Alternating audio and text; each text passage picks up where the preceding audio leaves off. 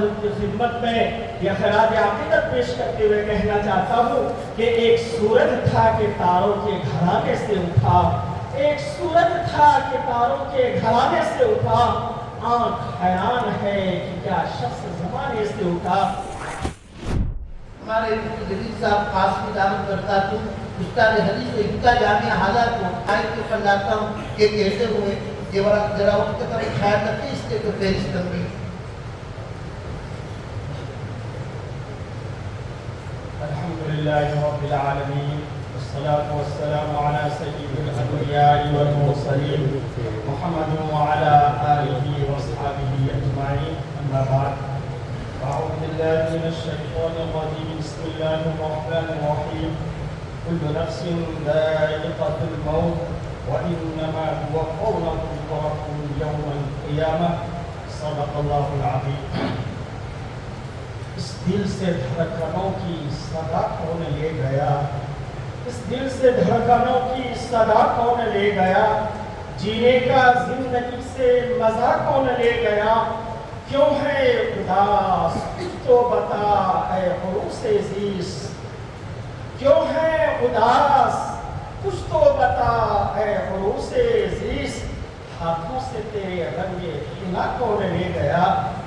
ہمارے دن قوم ملت، عاشق قرآن، حامل قرآن کے عشاقوں اور متوالوں، آج ہم سب اداس، لیکن اس اداسی کے اندر ہم اکیلے نہیں، بلکہ عالم کے چپے چپے کے اندر اداسی پھیلی ہوئی ہے۔ کسی نے کہا نور نگاہ دیدائے عباس چل بسا،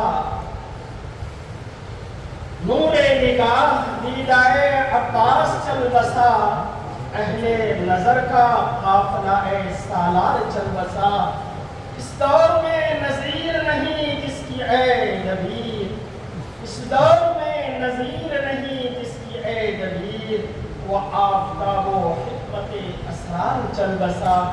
اسی بنیاد پر ہم سب سوگوار ہیں اور ہم سب یہاں جمع ہیں۔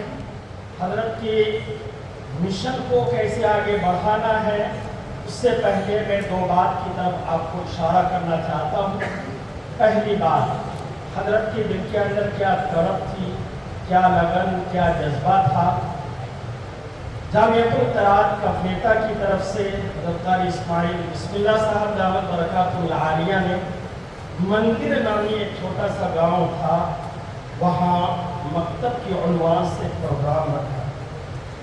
حضرت چھوٹا سے چھوٹا گاؤں، جب دعوت دی جاتی تھی بہت بشاشت کے ساتھ قبول فرماتے اور پورے قافلے کے ساتھ وہاں تشریف لے جاتے۔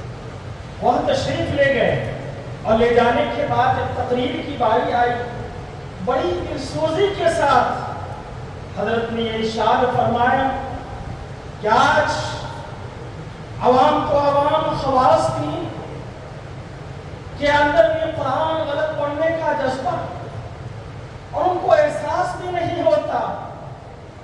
بتائیے جب قرآن کو غلط پڑھا جائے گا، تجوید سے خارج کر کے پڑھا جائے گا، عربیت سے جب قرآن خارج ہو جائے گا، ان کی نماز کیسے صحیح ہو سکتی ہے؟ پھر اس موقع کے اوپر حضرت ڈھیر ساری کتابیں لے کر کے گئے۔ قاری اسحاق صاحب ساتھ میں تھے اور فتاوی کی ساری کتابیں لے کر کے گئے۔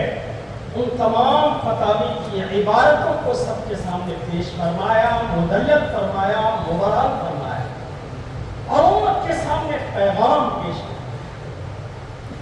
یہ ہم سب کے لیے لمحہ فکریہ ہے، اس لیے سب سے پہلا کام جو میرے دل میں آتا ہے وہ یہ ہے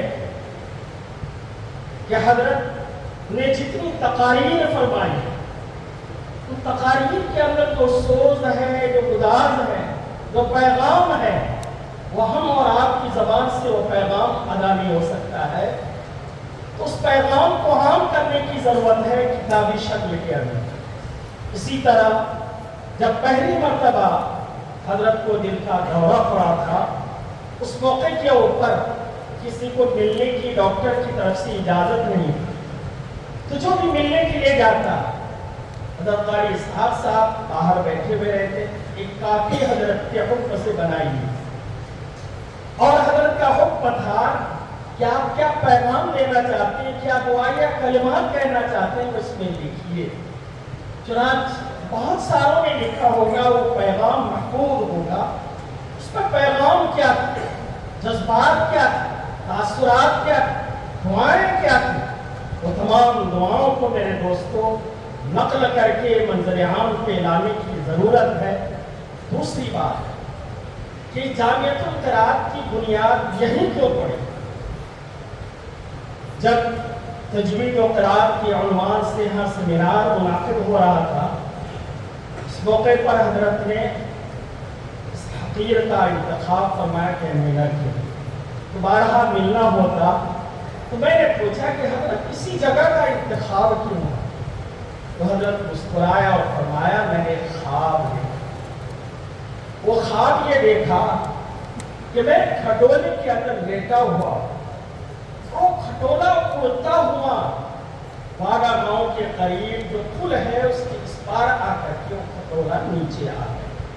میں نے اسے تعبیر لکھی، یہی زمین مناسب ہے، اور اسی زمین کے اندر انشاءاللہ تعالی یہ جامعہ بنے گا، بھلے گا، کھلے گا، اگے گا، اور چار دانی عالم میں انشاءاللہ العظیم اس کی آواز پھیلے گی۔ آج آپ دیکھ رہے ہیں، اور اس کی بنیاد کیا ہے؟ میں نے جہاں تک مطالعہ کیا حضرت کی زندگی میں، وہ یہ ہے کہ تجوید و قراءت کے اعتبار سے، حفظ وغیرہ کی ادائیگی کے اعتبار سے اپنے استاد کے سامنے تعلیم کو رکھنا کہ حضرت میرے بچوں کی جانچ کر لیجئے، ان کو دیکھ لیجئے، پرکھ لیجئے کیا یہ صحیح پڑھ رہے ہیں یا نہیں پڑھ رہے ہیں۔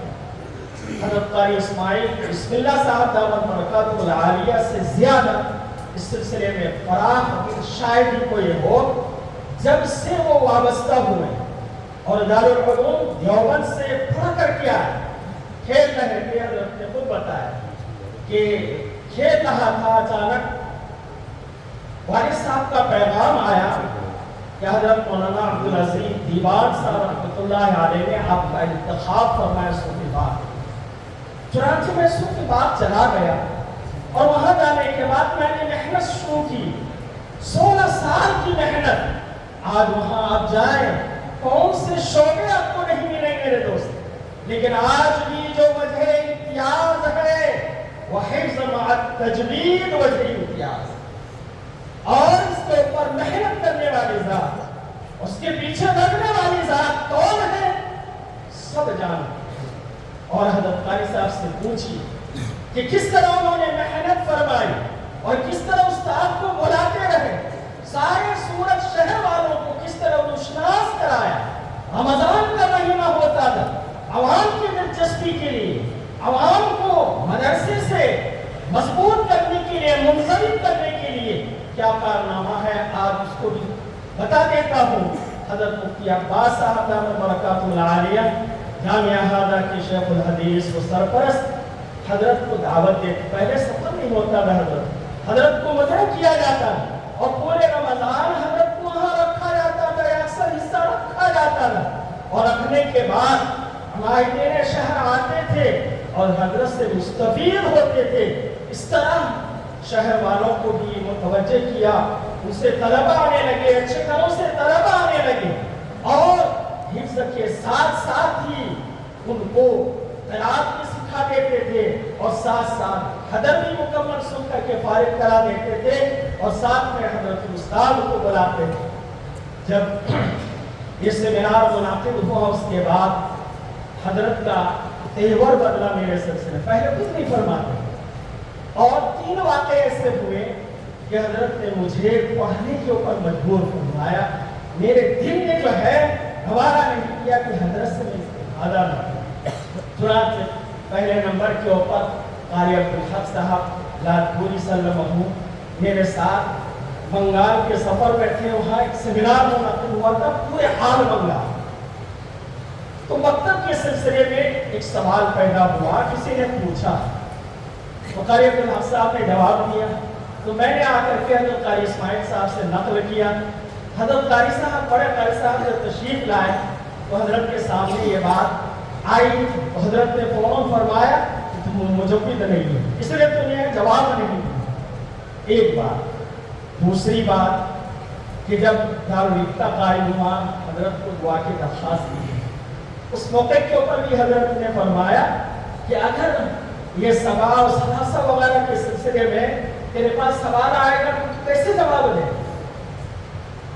تو تیسری بات، یہ نفر مسلم کے اندر بھی اور فقہ ملہم کے اندر بھی ایک بات لکھی ہوئی ہے، ایک لنک لکھی ہوئی ہے خود کے سلسلے میں۔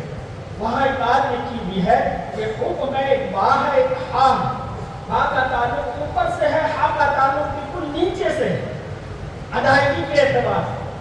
تو ایک طالب علم نے سوال کر دیا، میں نے اس کو بیان کیا، وہ طالب علم نے سوال کر دیا کہ ہا کا مخرج بالکل جو ہے آخری حلق نہیں ہے بلکہ وسط حلق ہے۔ تو میں نے حضرت قاری صاحب سے سوال کیا کہ حضرت ایک طالب علم نے اس طرح کا اشکال کیا ہے۔ اس موقع پر بھی فرمایا کہ میں اس لیے تو کہتا ہوں کہ تجوید پڑھو، ثواب پڑھو۔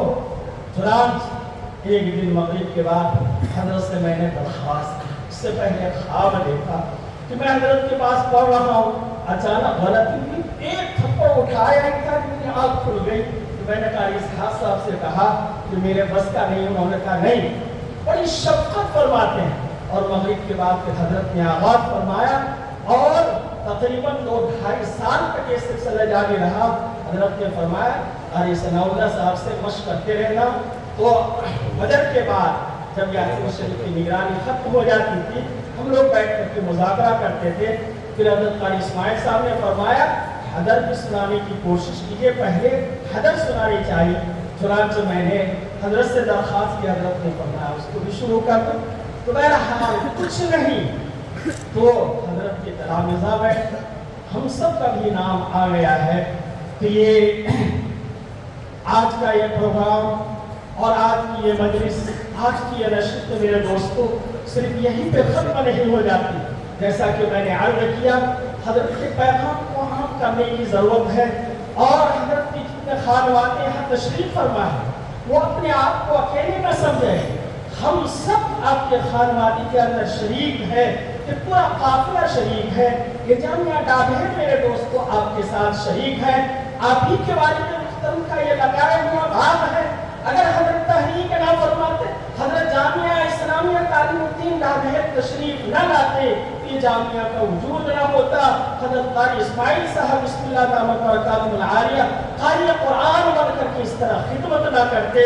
اس لیے مجھے یہ کہنا پڑتا ہے کہ گھر کی ویرانی کہتی ہے کہ جانے والا، کہ گھر کی ویرانی کہتی ہے کہ جانے والا لوٹ کے آنے کے ارادے سے نہیں نکلا ہے۔ آج پھر محرومیوں کی داستانیں اوڑھ کر، آج پھر محرومیوں کی داستانیں اوڑھ کر کھو گئے انداز بھی، آواز بھی، الفاظ بھی۔ اور حضرت کی خدمت میں یہ خراج عقیدت پیش کرتے ہوئے کہنا چاہتا ہوں کہ ایک سورج تھا کہ تاروں کے گھرانے سے اٹھا، ایک سورج تھا کہ تاروں کے گھرانے سے اٹھا، آنکھ حیران ہے کہ کیا شخص زمانے سے اٹھا۔ وآخر دعوانا الحمدللہ رب العالمین۔ ماشاءاللہ، ایک تھے ہمارے مفتی جلیل عالم صاحب، ان کی بات کو مکمل کرتے ہوئے